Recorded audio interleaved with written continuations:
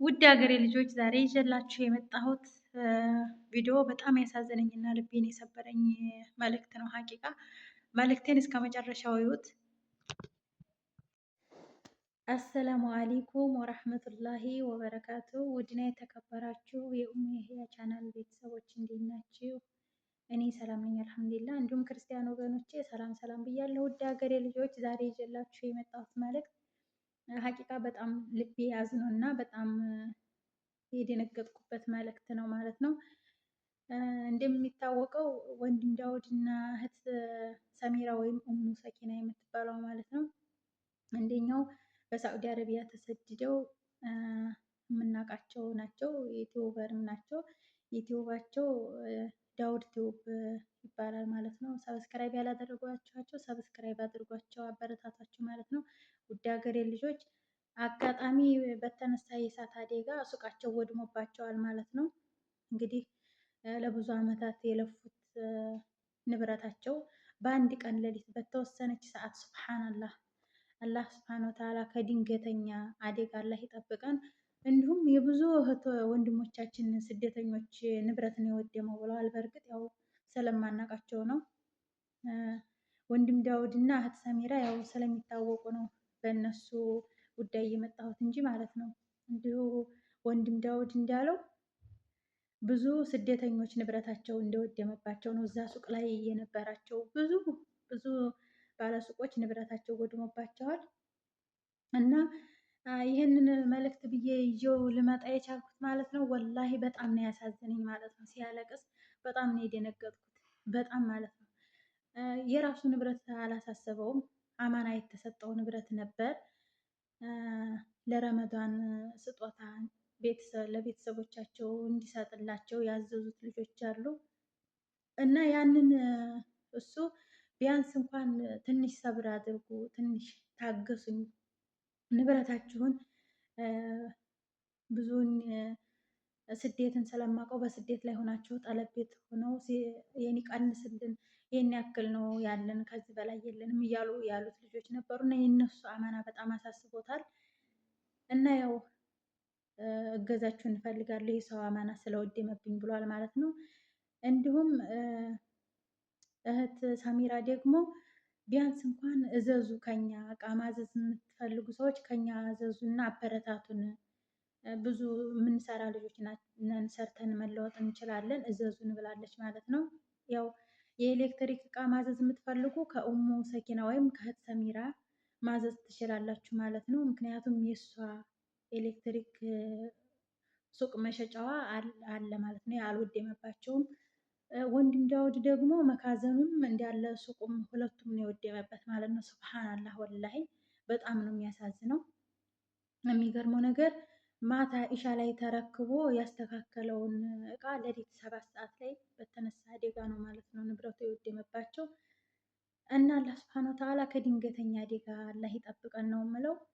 ውድ ሀገሬ ልጆች አበረታቷቸው። ዩቲዩባቸውን ሰብስክራይብ በማድረግ እቃ ማዘዝ የምትፈልጉ ልጆች ደግሞ ከነሱ በማዘዝ አበረታቷቸው።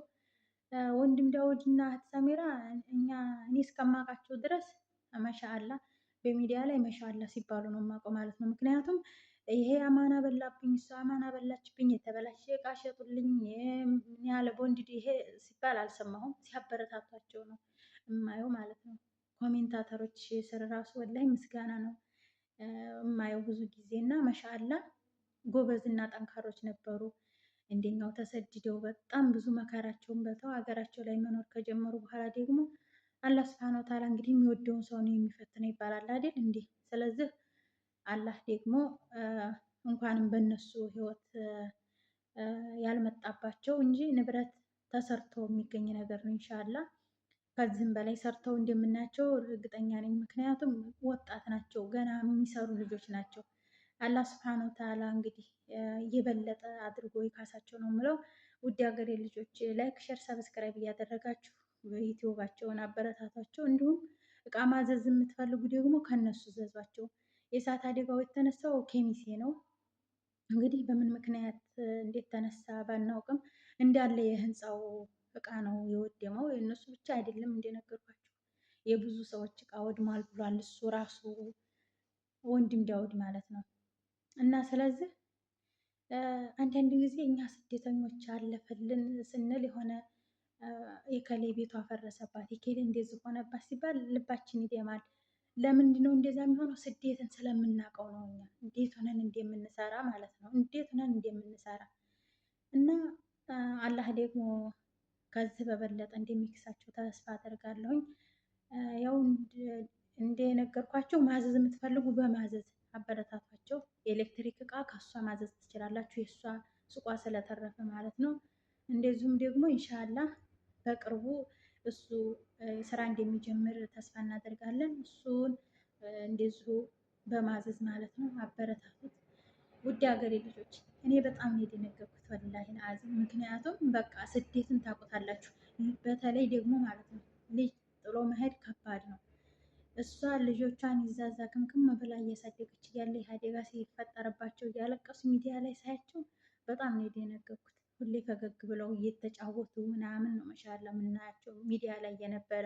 አሁን ግን በቃ እሷ የሱንም ባየጠረገች አብሽር እያለች ምናምን ሳያቸው በጣም ነው የደነገጥኩት። ምክንያቱም እኛ የሰው ልጆች ነገ ምን እንደሚገጥመን አናውቅም። ወላሂ እኛ ነገ ምን እንደሚገጥመን አናውቅም። የሰራነውን አላህ በረካ ያድርግልን። አግኝቶ ከማጣት አላህ ይጠብቀን።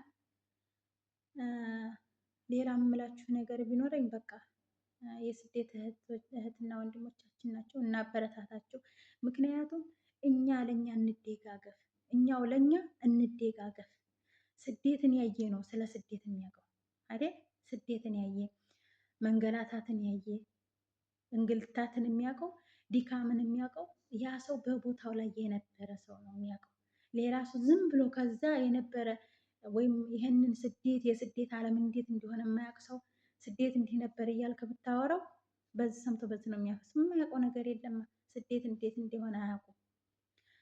ስለዚህ ውድ ሀገሬ ልጆች እኛንም በስደት ያለነውን አላህ ይጠብቀን፣ በሰላም ለሀገራችን ያብቃን። ሀገራችንን አላህ ሰላም አድርጎ በሀገራችን የምንኖር አላህ ያድርገን። ንብረታቸው ለጠፋባቸው ለወደመባቸው እህቶች ደግሞ አላህ በበለጠ ይካሳቸው። አላህ በበለጠ እንዱ ባላሰቡት ነገር አላህ ይካሳቸው።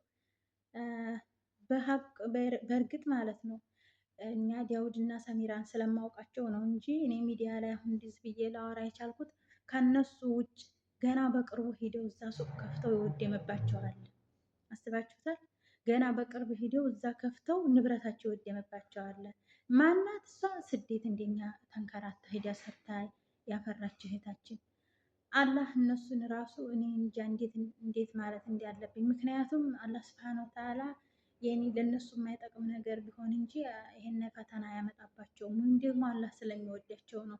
በዛ ፈተና ላይ ሰብር ማድረግ እንዳለባቸው እያስተማራቸው ነው። ወይም ሰብረኞች ስለነበሩ ሰብራቸው ምን ያህል እንደሚጨምር ነው። አላህ ዝም ብሎ አይፈትናቸውም። አንድን ደካማ ባሪያውን አላህ ስብሐነሁ ወተዓላ አይጥልም ዝም ብሎ ማለት ነው። ምክንያቱም የሆነ የተሻለ ነገር ይዞላቸው እንደሆነ ተስፋ አደርጋለሁ ኢንሻአላህ። አላህ ደግሞ ከዛ በበለጠ ይካሳቸው። እኛ ሌላ ምንም ማድረግ አንችልም። እነሱን ቢያንስ ሰብስክራይብ አድርገን ሸር ያደረጉትን ቪዲዮ እስከ መጨረሻው በማየት እንተባበራቸው ማለት ነው። ማዘዝ የምንፈልግም እንደዚሁ እያዘዝን ዩቲዩባቸውን ሰብስክራይብ ያላደረጋችሁ ወንድም ዳውድ ወይም ዳውድ ቲዩብ ብላችሁ ሰብስክራይብ አድርጓቸው ማለት ነው። አበረታቷቸው ውድ ሀገሬ ልጆች።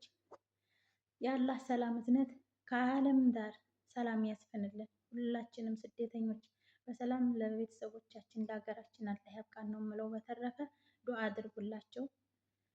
እኔ ይህንን መልእክት ይዤ የመጣሁት የተሻለ ነገር አመጣለሁ ብዬ አይደለም፣ ሀቂቃ ማለት ነው።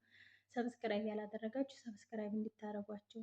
ምክንያቱም አንዳንድ ደግሞ ዩቲዩባቸው ቤተሰብ ያልሆናችሁ ቤተሰብ እንድትሆኗቸው እና ሲያለቅስ ወላሂ ምን ያህል ውስጤን እንዴት ተሰማኝ። ምክንያቱም የሰው አማና ስለጠፋበት ማለት ነው። የሰው አማና ስለጠፋበት ለረመዳን ኢድ የሚሆን እቃ አስገብቶ እንግዲህ ያለ የሌለውን ገንዘቡን ሙጥ አድርጎ እዛ ላይ ካደረገ በኋላ አላህ ይህንን በላ አመጣበት እና ውዶችዬ፣ ሌላ ምንም የምንረዳቸው ነገር ባይኖረን እንኳ ማለት ነው ቪዲዮዋቸውን በማየት እንደዚህ ማዘዝ የሚፈልጉ ጓደኞቻችን ካሉ ደግሞ ከእነሱ ጋር በማገናኘት የተለያዩ እቃዎችን ስለሚሸጡ ማለት ነው።